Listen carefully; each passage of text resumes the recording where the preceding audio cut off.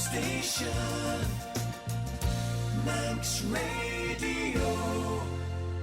Abbey Dental, sponsors of Women Today, for all aspects of today's dental care. Highly recommended throughout the Isle of Man. Lovely Steph from Sales, this is how I introduced you at the start of the show, Steph, and we've been talking, about your lunchtime habits. I hope you don't mind.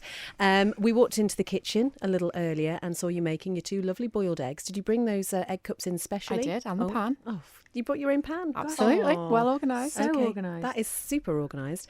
But your soldiers aren't toasted. Why? No, I feel like my whole life's been a lie, that this isn't a thing. Soldiers are bred. They always have been. That's how I knew them. That's how I've always eaten them. So that was a thing when you were growing up? Yeah. Okay. Until all you guys came in and said, why are you not having them toasted? But what happens, the whole thing about having a boiled egg is the whole dipping thing. Mm-hmm. So surely your bread's too soggy to dip. No, not at all. Try it. It works. I bet if you tried it, you'd actually have your mind changed. I'm wondering about how you slice it though, because you do the classic widthways across the middle, and then about It's maybe got to be 5? widthways first. Yeah, usually about 6 or 7, quite slim, because I think because then they're a bit flaky, like you say, you need to be quite thin. So make sure they all go completely in the egg and they don't hang over the sides, because that's when you are going to get trouble. Do the perils. How serious business. How runny is your yolk, if you don't mind me Very. asking? It's got to be really, Okay. really runny. Yeah. So I think 5.5 to 6 minutes in a pan of boiling water is the optimum. 5.5 for a medium egg, 6 for a large. Okay. Mm-hmm. Well, we have been talking about this, and I think it's fair to say here in the studio we normally go toasted. Liz, toasted soldiers? Toasted, yeah. Wow. Yeah. So you've got an interesting twist on the toasted soldier. Oh yes, toasted with Marmite. It is absolutely gorgeous. It In gives the that egg? yes. Wow. It gives that nice sort of spicy tang. The Nation Station, Manx Radio. Time now to hear about the truly unique way the St John Ambulance in the Isle of Man is raising the profile of essential first aid skills. The Festival First Aid It's a Knockout competition is taking place on Saturday, April the 13th, and some very well-known Manx faces are going to be put to the test. I've been talking to Lottie and Ash to find out more. My name is Ash Carter. I've been with the St John Ambulance on the Isle of Man for about a year now. And I came up with the idea for a CPR awareness event as of December last year, and we've manifested it to this point now where it's going to be ready next month. Hi, I'm Lottie Bennett, and I have been at St John's since Christmas. And Ash said over a coffee, how about an It's a Knockout competition? And that just caught my sort of imagination, and I got very excited about that. It's a St John Ambulance Festival First Aid Day within it's a knockout competition. So basically, if you've ever seen the 1970s knockout, you'll get a good gist of where we're coming at. And in terms, Lottie, then, of how it's going to actually work on the day, what sort of things are people going to have to do? In the morning, they don't get all the public obviously there, sort of watching them do the first aid training. So they get there at 9 o'clock in the morning. They have 3 hours of training. And the St John Ambulance crew are there to obviously help and support them, give them life-saving awareness. It's to obviously give awareness to the businesses on the island, but also obviously other people in the community, that obviously if you learn basic first aid skills, it can really make a difference. So during the morning, they will be doing CPR, choking Charlie, recovery position, and also bandaging. Can I just ask about Charlie? He's a wonderful mannequin. He's a wonderful mannequin. He is indeed. He has a little ball that's just inside his mouth. And as you do the right movements via like the Heimlich maneuver or the 5 slaps on the back you'll get if you're choking, and the ball will pop out of his mouth. And you'll know you've done it correctly. Yeah. Choking Charlie. Yeah. No, so it's really good. So they do 3 hours of the training in the morning, and then at 12 o'clock on the NSC track, it's open to the public. And then they will go into a big competition. There's 12 teams across government, commissioners, different businesses on the island who will all be competing for the It's a Knockout. And there's assault courses between the first aid, so the trainers will be going with them right the way through it. And we will obviously have Manx Radio there comparing and doing live feeds all afternoon. We have Sam Black coming from The X Factor. He's going to be singing. We've got different categories of people. We've got free runners and magicians, although we're not going to name every single source of entertainment we've got because that's for you to find out on a day. But we've got a broad variety to be able to grab in any and every kind of category of people going there. And you've got some fairly high-profile names taking part. We have some fantastic sports. We have the Chief Minister and members of the Cabinet Office taking part. They keep asking me what's going to be in the actual assault course, but I won't tell them. But it will be really good and everyone will be safe because there's lots of people around. The Nation Station, Manx Radio. You know when you're making a train noise, choo-choo, how many chuggas do there need to be before you can say choo-choo? Chugga, chugga, 2. Chugga, chugga, choo-choo. See, he was very definite about that there. Oh, yeah, he knew. Chugga, chugga, choo-choo, but according to Brian from the Laxey Mines Railway, not technically correct. No, you wouldn't get very far. Lots of you getting in touch with this. I know some people may be sitting there thinking, what on earth are they talking about? But actually, you know, it's like our toilet roll discussion again. It was the one that really got the most response, which way you hang your toilet roll. I don't need to know because I actually know the correct answer now. But yeah, people really getting engaged in this one. Helen says, according to Sheriff Callie on Disney Junior, it's 2. Chugga, chugga, choo-choo, chugga, chugga, all aboard. Christine says chugga chugga choo choo. That's the song on Chuggington. I bet you haven't got a clue what Chuggington is, have you? I'm afraid I don't. Gemma, is Chuggington past your time? I think I know what that is. Okay, all right. Gaynor says 2. Steph says 2. Chloe, definitely 2. Steph, I'm going to throw it out there, 8. That's what I say in my head, and that's how many I think it is. Wow, I wonder what our friend at Laxey Railways would have to say about that. I'd really like to know, actually. Yeah. Steph says 4. I always do 4 chuggers to 2 chews. And Sarah says, now someone said 4. That sounds better. So she's changing her mind. She initially said 2. And Matty says, if anyone has been on the Manx steam trains, they'll know these go chuff, chuff, chuff, chuff. And when they get to speed, it's clickety-clack, clickety-clack, clickety-clack. Ah. Yeah, okay. Emma, 4 chuggers, 2 chews. James has to be 6. Amy, 4. So there you go. And she says that's on good authority from a 3-year-old. So, you know, they would know, wouldn't they? Nation Station, Manx Radio. Something else that we're celebrating is World Down Syndrome Day because it is the National Awareness Day today, and across the Isle of Man people are rocking their odd socks to raise awareness about just how wonderful it is to be a little bit different.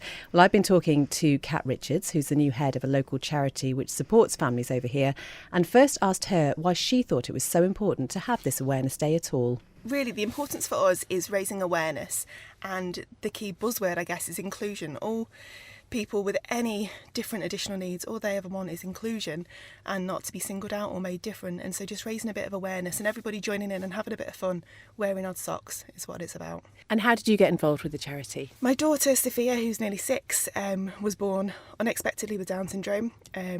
So from there we kind of just got a bit involved, and it's only recently as she's become of school age and I'm finding she needs different things that I've become more involved with the charity. I've raised Sophia no differently to I've raised my other children, and I think that's been to her benefit. I do think it's definitely helped her, and she's in mainstream school and yeah, she's brilliant. So every child is different, so you don't know what need your child's going to have, whether they've got a special need or not. And in terms of the support that you received when Sophia was born, because it must have been just a huge period of uncertainty, I guess. How good was that? What was available? Was it as good perhaps as it might be now?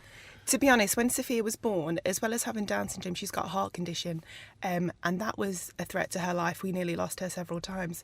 So for us, the Down syndrome was kind of like a side note. It was more important for us to see how she was doing medically and if she was going to survive. And so the Down syndrome didn't really come into play until she got a little bit older. You talked about Sophia being in mainstream school, and what's brilliant about that is that her peers just accept everything about each other. I think, you know, it's just really taught them a lot about accepting difference. I think a lot of stress is put on the children for them to understand that everybody is unique and we need to embrace everybody's differences, and they really have been brilliant with that, and they don't treat her any differently.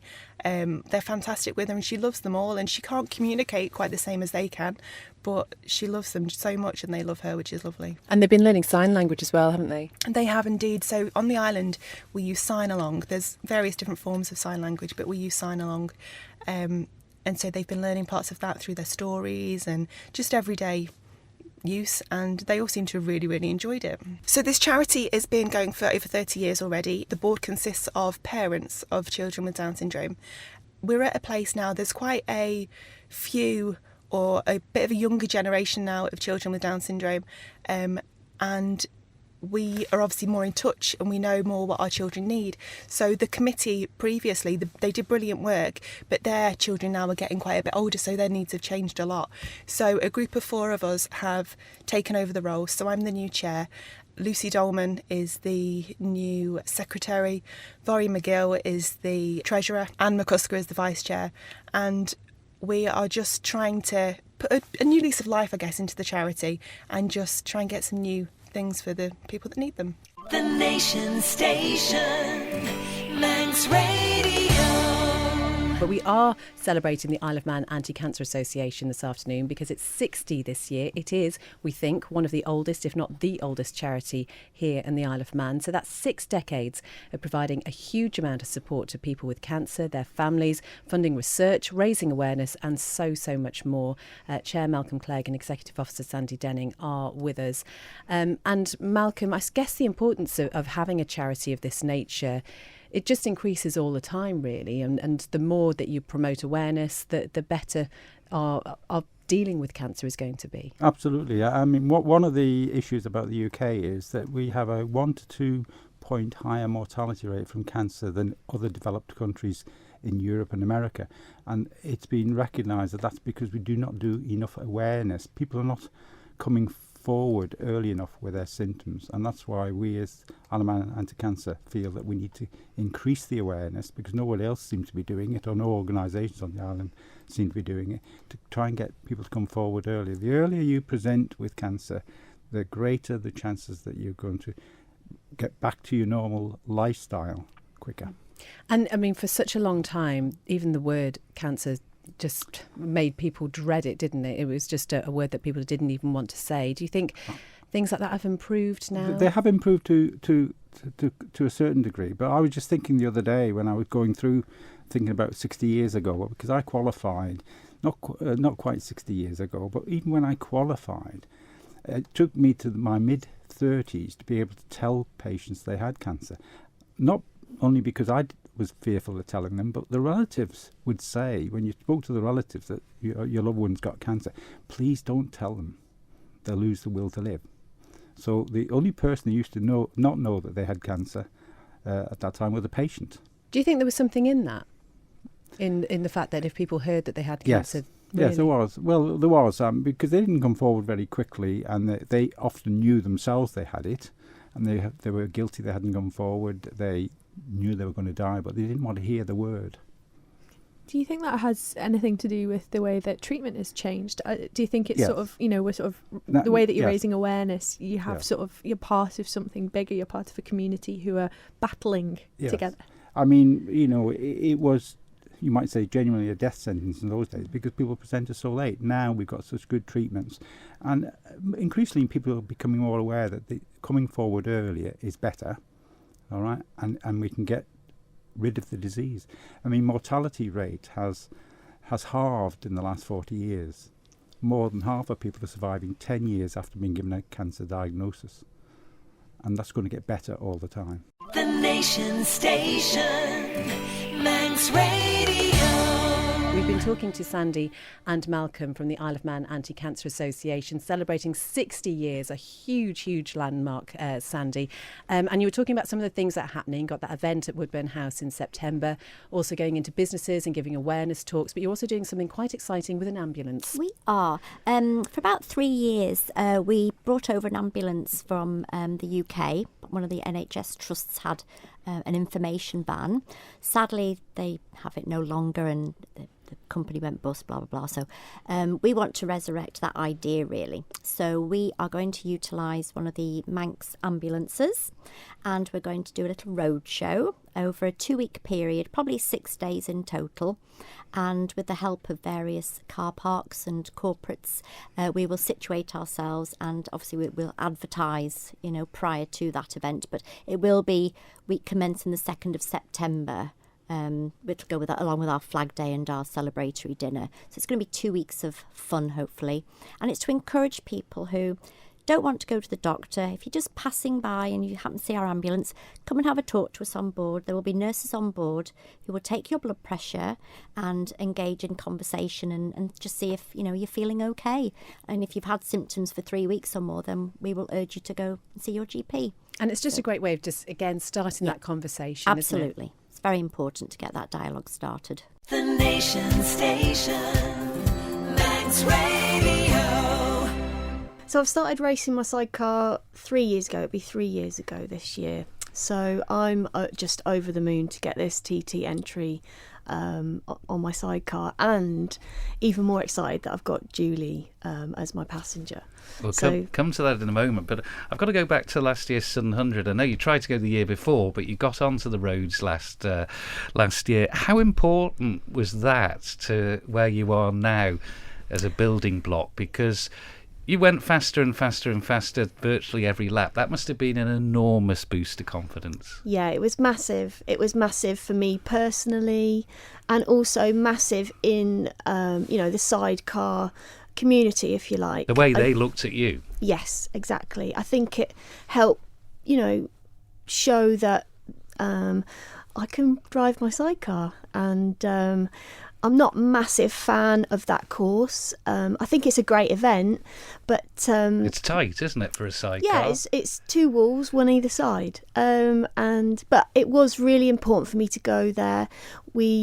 Qualifying was a massive step. I mean, we had to go and find massive chunks of time every time you go out, because you don't get huge amounts of time on the track. Thankfully, I've been there years ago on a solo, so that helped. I had an idea of where I was going, and then it was just a case of getting the sidecar round, and I really enjoyed it, and finished 13th. And with that depth of field that was there, because there were world champions, TT podium finishers, it was all really good teams, so really proud of that. And I think it just helped sort of place me in sort of sidecar racing, if you like, and especially for doing the TT, for sure. I think that helped get my entry.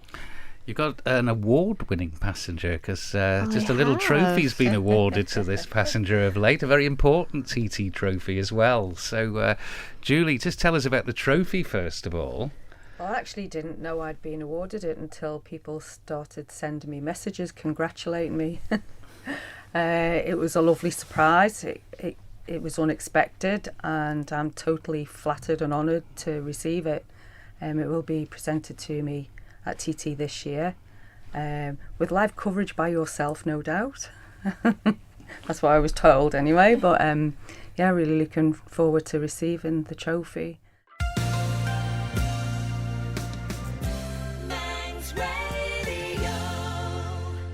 I did ask our very own Ben Hartley which song he really, really liked. And this is the one he came up with. He said it is actually, if you listen to it, just a brilliant, brilliant piece of music. And I can just imagine that he is bopping along to this as we speak. Something strange in your neighborhood. Who you gonna call? Ghostbusters! If there's something weird and it don't look good, who you gonna call? Ghostbusters!